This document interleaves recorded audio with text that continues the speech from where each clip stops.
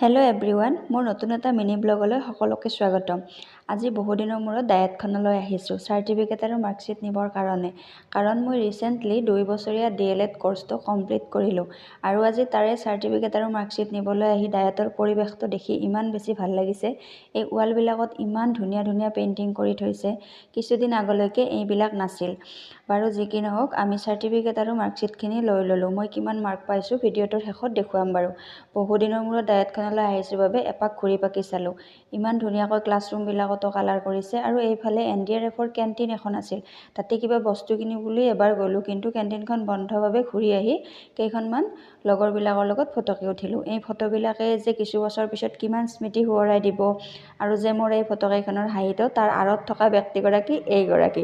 তাই য'ত থাকে তাত সকলোৱে হাঁহি থাকিব লাগিব। আৰু এইখন হৈছে মোৰ চাৰ্টিফিকেট আৰু এইখন মাৰ্কশ্বিট। যা নহওক, মই কোনোমতে A গ্ৰেড